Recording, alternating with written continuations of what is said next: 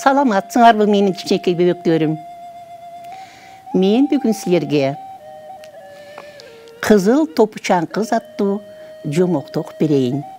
Анда эмесе экранга жакын келип, бардыгыбыз тынч отуруп жомок угабыз. Илгери апасынын тилин алган, элпек бир жакшы кыз болуптур. Ал кыз башына дайыма кызыл топусун түшүрбөй кийип жүрчү экен. Ошол себептен ал кызды айылдагылар кызыл топучан кыз деп атап коюшуптур. Бир күнү кыздын апасы май токош жасайт да, токойдун аркы башында жашаган тайенесине май токоч жеткизип кел деп жумшайт. Кыз апасынын айтканына макул болуп, май токошту алып, тайенесинин үйүнө жөнөйт. Кыз жолду кыскартып, токойдун иши менен бара жатса, алдынан ач карышкыр чыгат. Кыз карышкырды көргөндө коркуп кетет, бирок качып кете албасын билип, токтоп калат. Карышкыр кызды коркутуп албас үчүн жылмайып учурашат. Кызыл топучан кыз кандайсың дейт. Кыз башын ийкеп, жакшы деп жооп берет. Карышкыр кызды дагы чочутуп албастан амалын кылып, кайда шашып бара жатасың? Кыз эми коркпой жооп берет.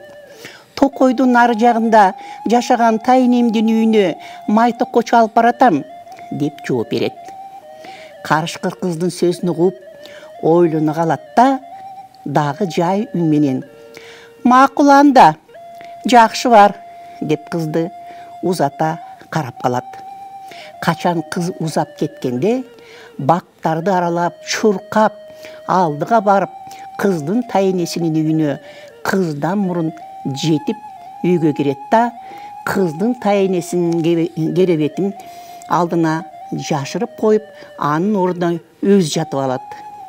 Кыз келип эшикти чертсе, карышкыр үнүн жай чыгарып, "Кире бер, эшик ачык" дейт. Кыз кирип келип, керебетке жаткан карышкырды көрүп, чочуп кетип, кыйкырып жиберет. Ошол кезде үйдүн жанында өтүп бара жаткан эки мергенчи кыздын үнүн угуп үйгө кирип келишет да, карышкырды мылтык менен атып жарадар кылышат.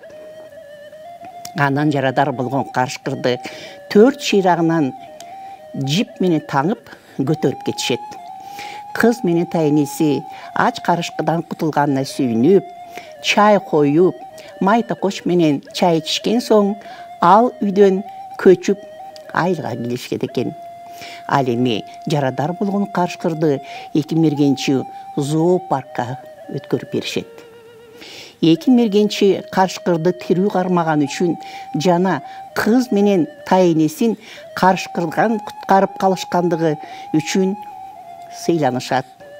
Колго түшкөн ошол карышкыр кызыл топучан кызга жана тайенесине бекер кол салганына өкүнүп, зоопаркта камалып, эч жака чыга албай көп жыл жатыптыр. Мына көрдүңөрбү балдар?